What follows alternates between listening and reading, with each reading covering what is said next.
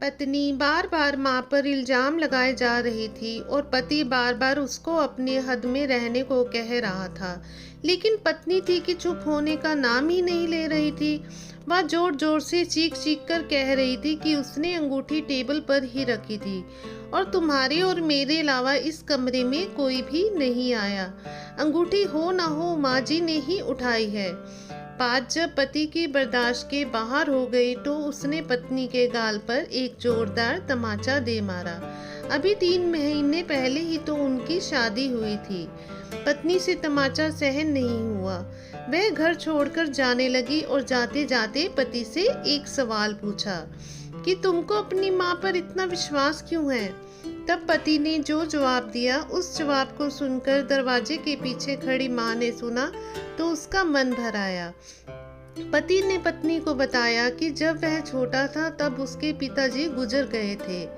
माँ मोहल्ले के घरों में झाड़ू पोछा लगाकर जो कमा पाती थी उससे एक वक्त का खाना आता था।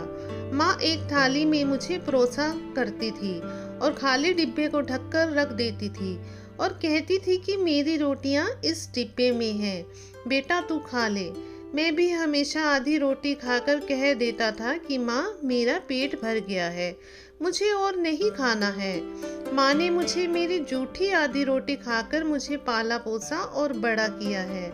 आज मैं 2 रोटी कमाने लायक हो गया हूँ, लेकिन ये कैसे भूल सकता हूँ कि माँ ने उम्र के उस पड़ाव पर अपनी इच्छाओं को मारा है। वह माँ आज इस उम्र के इस पड़ाव पर किसी अंगूठी की भूखी कैसे होगी, यह मैं सोच भी नहीं सकता। तुम तो 3 महीने से मेरे साथ हो। मैंने तो माँ की तपस्या को पिछले 25 वर्षों से देखा है। यह सुनकर माँ की आंखों से छलक उठे आंसू। वह समझ नहीं पा रही थी कि बेटा उसकी आधी रोटी का कर्ज चुका रहा है या वह बेटे की आधी रोटी का कर्ज। अगर आपको हमारी ये कहानी अच्छी लगी हो तो कहानी को लाइक कर दीजिएगा, शेयर कीजिएगा और चैनल को सब्सक्राइब कीजिएगा। धन्यवाद।